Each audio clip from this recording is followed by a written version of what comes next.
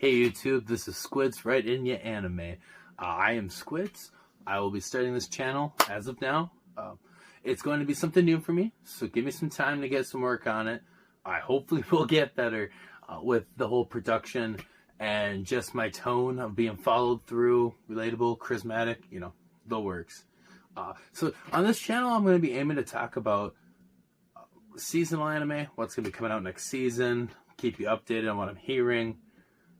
Reviews of animes that I've watched in the past and that I would recommend to watch, box sets when I get them in, open them up, tell you what I feel about them. Other than that, I'm open to subject. If anybody has any recommendations, just leave them in the comments. But I'm going to try to get a formula going, try to get a weekly basis going, talking about something different every week. And just get some anime out there. I know there's a lot of channels doing this right now and a lot of people interested in anime. It's booming more than it has in a very long time. So I figure if I could spread my knowledge and my opinions on things, maybe that'll help somebody else start out. You never know. So without further ado, let's get into it. So Yu Hakusho is a 90s anime. Yoshi Togashi with his wife. Well, she did not help write it, but they were both big powerhouses back in the day. Obviously, he wrote, Yu Hakusho, Hunter x Hunter. She wrote Sailor Moon. Both big poppin' couple right there. Power couple beyond belief. Studio Pierrot was the one that produced this anime back in the day. They also did the OVAs that just came out a couple of years ago, which I do highly recommend. They kept a similar style and stick to the manga, chaps. But we're getting ahead of ourselves at this point. So, why should you watch this? Why would this be a starter anime that I personally recommend if you haven't watched anime much at all before? There's many reasons. It's one of those animes that has stuck to my heart throughout the years. Sure, it probably has a nostalgia factor, considering I used to watch it and I was just a kid getting off the bus on Toonami after Dragon Ball. But, with Dragon Ball, Outlaw Star, all that fun stuff. But I'm just going to go through the reasons why I think you should have a starter, start it, or even dust it off your shelf and give it a go again if it has been a couple of years for you. First of all, I'd like to talk about the character development. I'm not going to get too much into detail about these topics, but I'm going to get you enough to get hooked into it, because if you haven't seen it before, I don't want to spoil it for you. And that's something I try to stick annually with. So if I do get into some slight spoilers, I will give save that towards the end of the video and give a spoiler warning. But with this one, I don't plan on doing it. I'm just giving you guys a nice tease of why you should watch it. But with the character development, your main character is Yusuke Urameshi, a 15-year-old boy, voiced in the English dub by Justin Cook, who this was his first project, and it was one of the very first projects that Funimation had as an English dub. With this one, I do honestly prefer the English dub. Obviously, it didn't get as gruesome and dirty into Yusuke's personality as the manga did, but the English did a way better job than the Japanese version, in my opinion. And I do watch subs usually more often than dubs, if that's saying anything. So, but anyways, start with Yusuke. He's a troublemaker boy.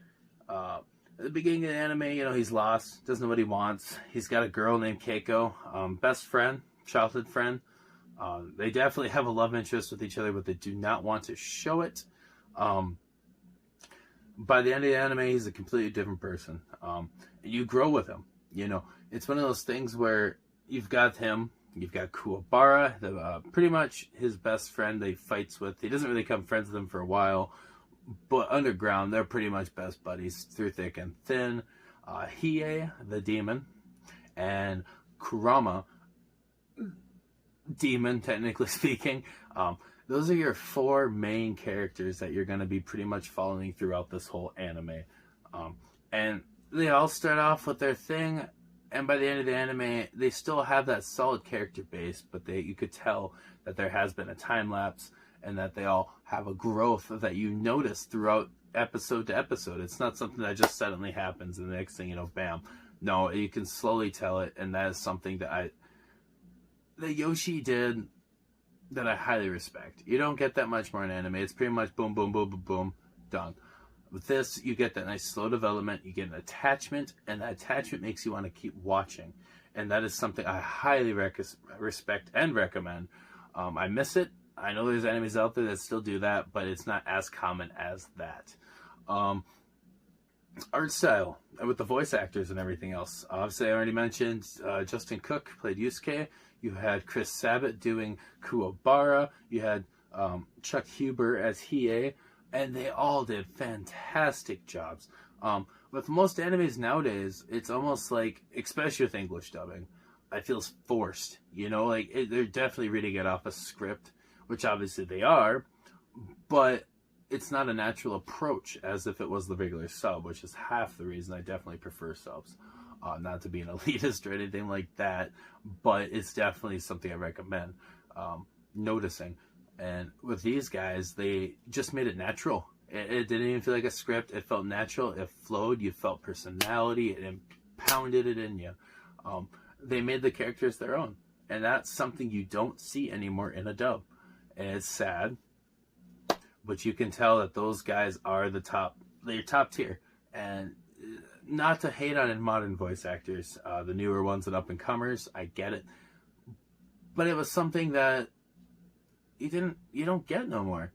And I feel like as a newcomer, it's definitely going to be something you definitely enjoy and respect with the whole thing.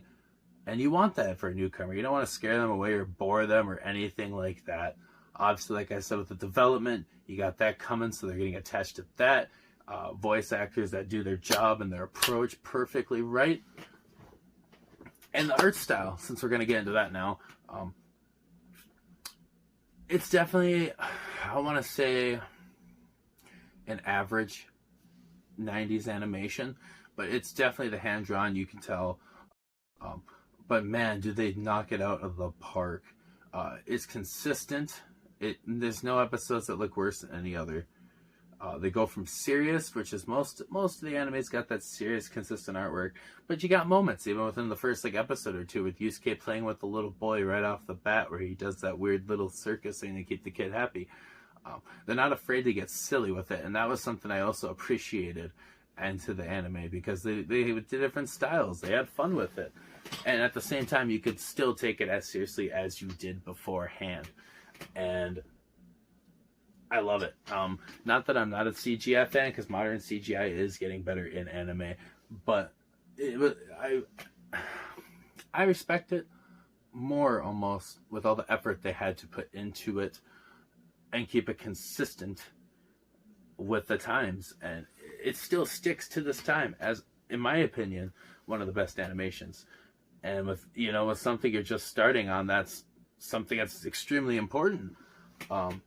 And to keep moving the train forward, we'll go on to villains now. You had plenty of villains. There's 4 different arcs, 112 episodes of this anime. I mean, starting off, you had a lot of smaller ones, per se. But the main ones, like, I won't get too far into it, but you have, we'll just throw out a few of them. Your first main big one was Toguro, the Toguro brothers.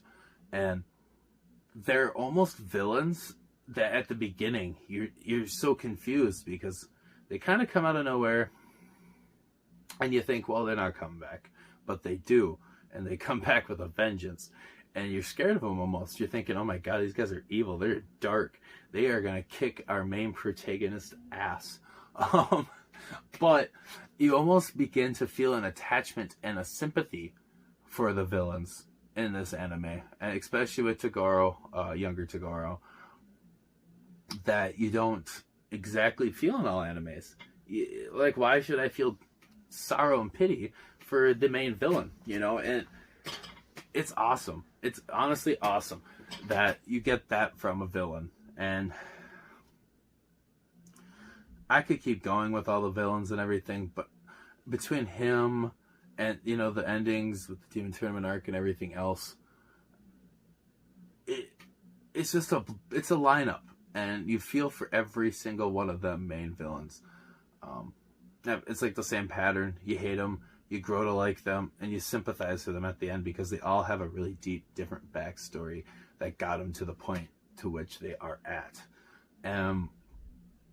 With all that being said, to round up essentially what I'm trying to discuss here, since I'm trying to make this a shorter one, and it is my first one, so it's not going to be that great.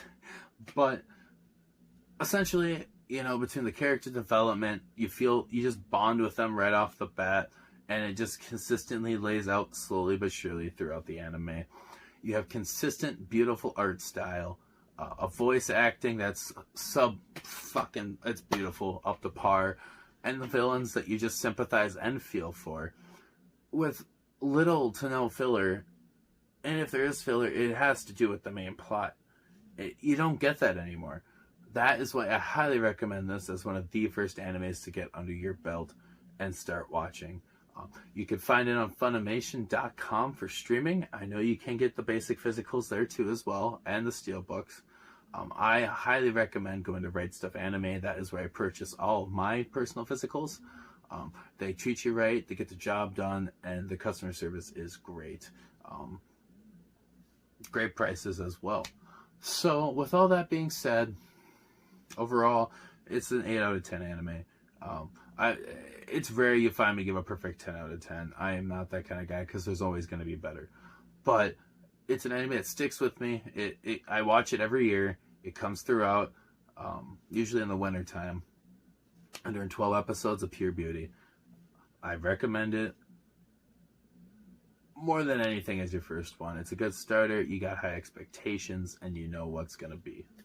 So with all that being said, thank you very much. This is Squids, and I will be right back in you next week. Have a good one. Bye.